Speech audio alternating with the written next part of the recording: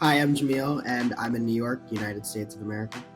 There's been Jam Jam, there's been Gmail, there's been Jamu. My name is Hangoma. I'm in Warsaw, Poland.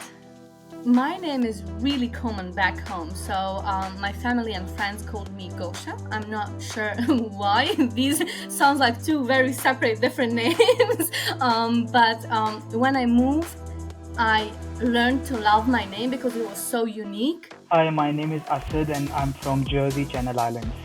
No, I really feel left out here. I did not have any nickname, but it's the other way around for me. So my full name is Asadullah. I always introduce myself as Asad, but my family, they always want to call me Asadullah. My name is Ali. I'm in London, United Kingdom.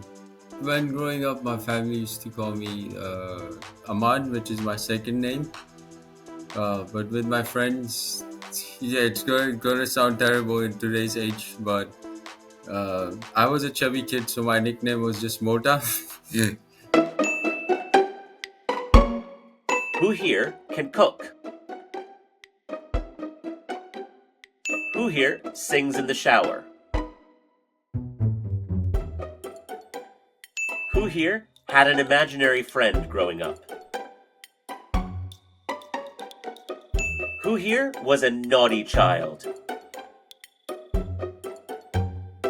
Who here felt different than those around you growing up? Who here still feels different than those around you right now?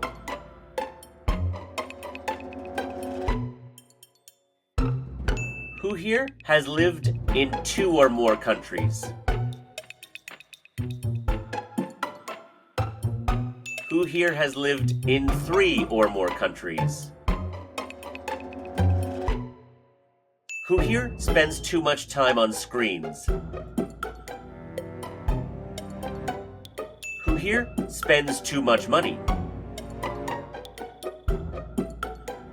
Who here would call themselves a dreamer? Who here would say they're a realist?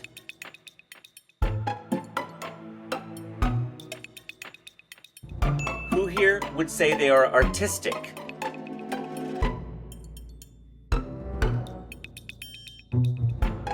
Who here would say they're analytical?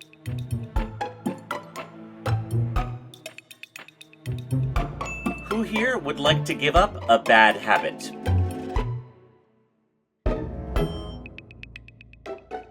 Who here has experienced prejudice or racism?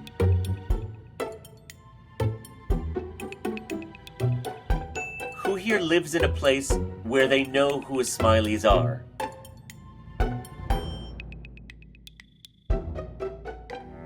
Who here would like to move somewhere else one day? Who here is a good dancer?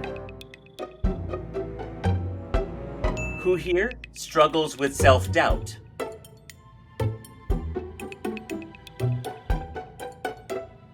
Who here makes a great cup of chai? If you could be sipping this chai anywhere in the world you have not been, where would it be?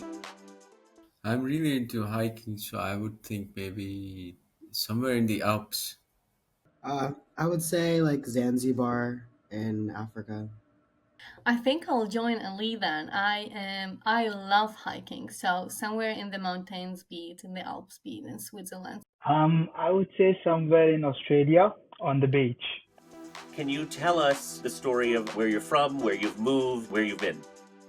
So I am originally from Horog. This is a small city in Tajikistan. I was born and raised in Horog, and then during my senior year in high school, I was doing my senior years in Michigan, in United States. So I moved there for a year, did my senior year, and then I moved back to Horog, and then I moved to Poland for mainly for my bachelor degrees, and it was 10 years ago and I finished my bachelor degrees, and now I'm just working. So yeah, so I'm in Warsaw currently based. So originally I'm from Pakistan, and I moved to Guernsey. It's an island south of UK, back in 2022. And in the last week, I've just moved to Jersey, next island, that is also south of UK. So I was born in the Bay Area in the United States, and then I moved to Los Angeles in my teenage years for some acting opportunities, and then I moved to New York, and I'm studying in New York. So I moved to the UK in 2019. Yeah, I lived in Leicester here and then Nottingham, and then I moved to London recently. Before that, I was in Karachi, Pakistan. When you moved, what did you move for? To US, I moved for my exchange year.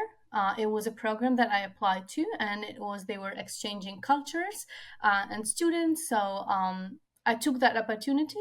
I really loved it. But then when it came to my university years, I moved for a good education, and my friends were already studying in Poland, so I was asking for universities and how's life in Poland, and I love Europe, so traveling and but like the main cause was a good education, and then obviously a good career path. So I moved for a job opportunity. So I qualified in Pakistan. I did my qualification there, and then I always wanted to move to somewhere in the UK.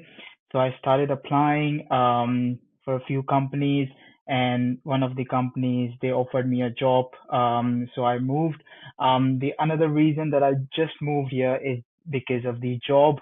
So whenever I need to, progress in my career and I see any good opportunity, I move to that place. I moved here specifically because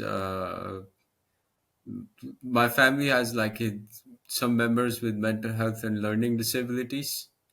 So back in the day, it's not uh, like a major field in Pakistan, but I got inspired by here as the UK system, the NHS and British Psychological Society. It's probably one of the best in the world. I mean, there's the APA in the US, but I prefer the British system more, so I moved here to study. And yeah, I studied here, and then I'm working here as well. I worked in the NHS, and now I'm working for charity. I moved from LA to New York for school, for film school. I had always wanted to do a phase of my life in New York for the arts, and so decided to do it now. Whenever you move, what would you take? I really do not want to take anything with me, to be honest. I just had a move last week, and I just had my bag with me, one luggage bag, and I moved and sorted my apartment, bought some stuff for me here. So, so if I move somewhere, I know that the past is in the past now, and I need to live a new life, start a new life, meet new people, doing more activities, the activities that I never did before. So apart from some luggage and my books and some stuff, I really do not see anything that I can recall that I need to take with me whenever I move. I think that I was thinking, I'm like, when you start moving like from time to time, you come to realization that you cannot pack everything and you have to minimize it in a sort of. And what I have learned at least is like there's no material things that came to my mind first, and I think it's more of like I would take with myself still the values that I have, um, not forgetting the roots where I came from. And I think these are the things that help me to build a new life in wherever new place I move into. So I think I would suggest those instead of some material things. And of course, a passport. Yeah. I'm kind of in the same boat where I think all I would need is maybe like my phone and my laptop because it gives me access to my community and my family and friends and everyone. But I don't think I need anything specifically, anything else, because I can usually make a home wherever I need to make a home as long as I have access to people I love. So something I've done in every single place I've lived, I have three pictures of Hazimam, and I have a few like Ismaili historical books, Farman books, etc. And Nias Potu and like Tasbis. So I always have these items that considered as like a one item, like all the religious things. So I have a separate shelf for it whenever I move. I keep and use incense and everything, keep it fresh. The other thing would be my laptop, my phone. I do so much work on my laptop. To be honest, half of my net worth is in my laptop. What are the challenges in migrating and moving? Yeah, the first thing that came to my mind is cultural difference, um, language barrier, and settling in with all the documentation process and legal process. So I think this is uh, and and finding your community. Yeah, not a single word. I was googling, "Hi, how are you?" and yeah, where is the right path? So on the way here, but my university was all in English, so I was studying all English. But then also when I'm working now, I am working in an English environment, but still the life that is outside of work and studies, that is all a Polish culture. So I'm taking classes. I do understand fully Polish. I speak a bit, but I'm still not fluent at it. So, yeah, I mean, you in one way or another, you just have to learn it, and then of course make friends and improve it. I think the hardest part of me, like Hangoma said, is settling in, learning like a new system in the country. Like, how the, I don't know, like the national insurance works here. How's the tax? How do you like get a job? Like your bills, tenancy, all of the basics just to like survive.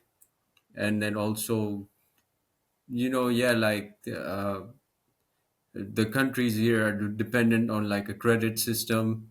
So all of these things which I have no idea about. I'm not a financial person, but I had to eventually learn because I was like, okay, I'm getting older. Do I need to buy a house in the future? And just learning how it works, all of that. And then besides the technical part, I'd say is like just a change in culture and community. In Pakistan, we'd grow up in like, like Karimabad, where I grew up, we'd have a community of maybe 30,000 people. The whole area would be Ismailis. Whereas here, it's so different, when you move, you have to look for a small khane, and even when you go to khane, you don't know everyone there.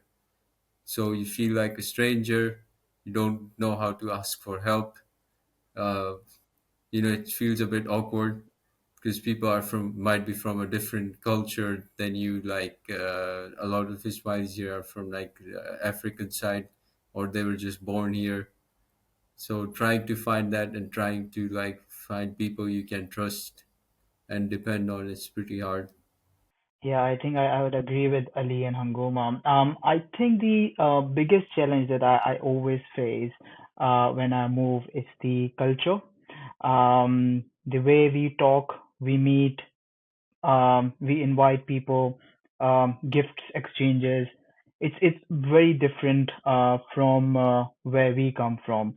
So it's hard to learn, and it always comes with the time that you spend in that particular country or region. Sometimes people take it offensively, which you think it's normal, but the cultural difference is such that you're not aware, and you do things as you always do in your culture, but it's always challenging to adapt to a new culture. Another challenge that I face is the community.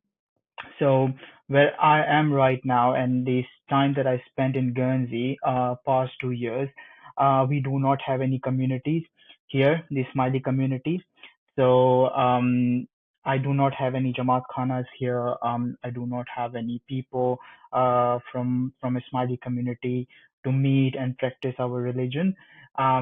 Which is why I always keep on joining these kinds of talks and sessions to keep in touch with my community. When you move, you meet new people. So I don't think that's a challenge for me. I always like meeting new people. It excites me. For someone, it might not be a good thing to meet new people and introduce themselves, but for me, it's always a very exciting thing to move to a new place and meet new people. I've been lucky in the sense where I haven't moved out of the country, so I haven't experienced a major culture shock in terms of like language or something like that.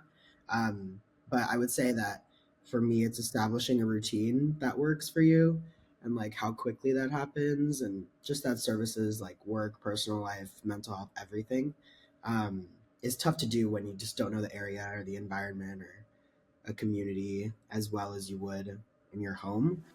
Do any of you have any examples of stories where you moved somewhere and you realized cultural difference that you were not aware of? So I have a work-related story. So in Pakistan, where I used to work, and I worked there for, I think around 4 or 5 years. It's a very different way of dealing with people. It's very different way of approaching people, and very different style of working in Pakistan. And when I moved here, uh, obviously I was a new person here in the UK, and when I moved here, and my first month at the office were not really good because the way I was dealing with people, the way I was handling things, it was okay in our part of the world, but it's not okay here. And I had so many counseling sessions to understand the culture, the work culture here, and it took me some time to understand that. And after that, it was okay. So it's very different. It's very I won't say good or bad, but it's different. Here, everyone, irrespective of their hierarchy, everyone is respected, everyone is dealt or treated equally. But in Pakistan, there used to be a hierarchical culture. So yeah, I think it was like second or third month when I moved in, and at my workplace there was a colleague, and we were in the same team. So she had a birthday party. She invited people.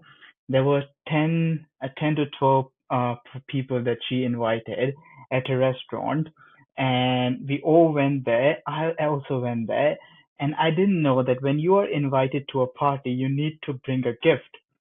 So everyone that was invited, they all got a gift for her, and I was like, I do not have a gift for you because I never thought about it, and we never used to do it back home. A funny one is when I was because when I moved to US for my senior when I was 17, I think. So at that time when I went to sleepovers for to my friends and stuff like that, usually when you're in Central Asia and you go like you go someone is inviting you as a guest to their house, and they would like invite you to the table, or they would say like, oh, please feel free to eat. You would say, no, I just ate, like I'm full, and you're not. So they would usually ask you like several times throughout the dinner, and then you're like, okay, this was the mentality that I was growing up with. And then when I went to sleepovers, they would usually say, please feel free to have the snacks. And I'm like, no, I just had. And then I would be starving the whole night. I'm like, why they're not asking me again? But that's the thing, they already asked you once. And if you said that you were full, that meant that you are full, and they would not be asking you twice. I know I learned my lesson, and I know that whenever I am starving, I would just I would try it at the first try. I'm not waiting for the second time to be asked. Yeah, so the first time I made friends who were they're British, I guess. They're like my friend was British Indian, but all of her friends were like British, and most of my friends used to be like immigrants in the start, like me, like Pakistanis and hang out Pakistani, but like I'm flexible with them now. But this one time, she said to ask me to go to a Halloween party with her. I've never been to one, so I went there, and I had no costume or anything, and there were friends there, and I was sitting down, and then like these people, they start playing like card games, and like songs and like all of this. I had no idea how to join in, so I was just sitting in the corner, and I felt so embarrassed because that was their school or college culture, and I had no idea how to participate. What advice would you give to someone who's looking to move or migrate? Be confident, trust in your abilities, um, and always believe that you can face that challenge, because if you do not take that step of moving out of your country and going out of your way, you might miss a lifetime opportunity. So I 2 years back, when I moved to the UK, this part of the world, I was very nervous, and I always used to have doubts, how I'm gonna survive, how it would be. I do not have any community, any family members, but that single step, that you just need to take a flight, move there, experience it yourself, and I guarantee you that you will enjoy it. First 2 months, 3 months would be difficult. If you're someone who has never lived away from your family, I won't say everything would be fine. There would be challenges you will face. Sometimes that you feel anxiety, you might feel nervous, but at the end of the day, you'll always be happy. You'll always see yourself as a person who really took that step, and you always feel like that you have done something in your life. Totally agree with Asad. I think it's always hard. Changes are always hard, but I think changes are always good. And if they're not good, then you can always go back to where you started. And I would say to that person that remember to respect the laws and the culture of the country you are moving to, and remember that this is a foreign country who accepted you and welcomed you, and just to have that in mind, that this is somebody else country who accepted you and welcomed you and giving you opportunities for a better life. So whenever taking those opportunities to build your own life, your own better life, also remember to give back to the community, to the new country, be it a community service, volunteering work, be it donation or anything. I think it's just not I think it's just, for me, it's a good gesture that okay, you welcomed me, you give me this opportunity, this is the life that I have, which is better than it was before. And I'm just just a human to human, just a community to community. I'm just giving a small portion of it back, just to say thank you for welcoming me, and I am grateful for it. It can seem really daunting, but people are friendlier than they come across. I would say, like, I would just say take chances, take risks, and like try new things, try new activities, and find your community based off of passion. So if you're really into cooking on the side or arts or whatever, there's usually something that services that, and you can find kind of your community through that, through things that you like. Um, and just, yeah, what everyone's been saying about it being hard, it's so normal. Everyone finds moving difficult. It's not an easy thing to do, but you'll never regret it unless it's like the first 2 months. You need to get past the hump, and then you'll be so excited for the rest of your time wherever you are. But it's always a good idea because I feel like it adds character and you learn new things. And why not do it? Because you might not get another opportunity in the future. I would say always be flexible and adaptable. For many people, it's very hard to have some change. They might like certainty, and we don't know why they might have like anxiety or anything like that, which I struggled with massively. I still do, and then one thing you when you move is that everything's new. You have to be a very spontaneous person. You have to go out. You have to figure out things by yourself, and you have to like get used to the norms very quickly. Um, and and if you're someone who like the comfort you are in, sometimes you don't want the change, even if it's change for the better, like for your career, for your personal improvement. What have you learned about yourself through the process of moving and migrating?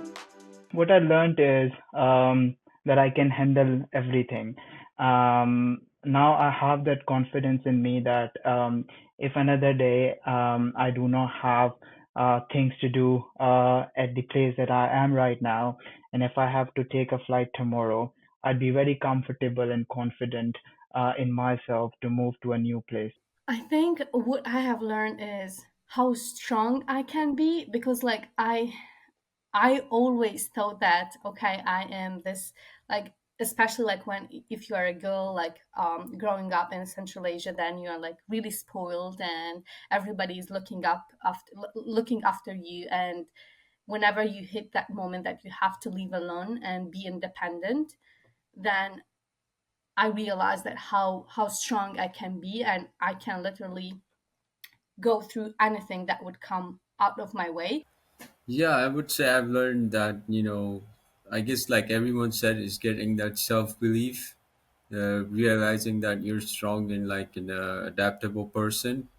I would say just my independence and how I've realized I'm a very independent person and how valuable that can be in a new environment.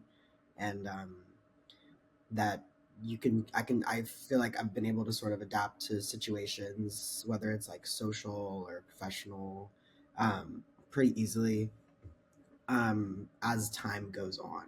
So I think like just like experiencing new cultures and new societies and diverse people. I've been really lucky that New York and Los Angeles are really diverse places. So I've been able to meet really different types of people, and that's only been to my benefit in dealing with different types of people in various situations. So um, yeah, just the more people you meet, the more adaptable you become and strong. So.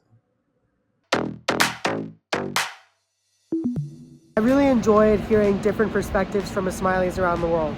I think it was just another reminder that even though we all come from very different backgrounds, we have so many things in common. All what it needed was our cup of chais and a very bright group of people. It was really nice speaking to all the fellow panel members and getting to know them.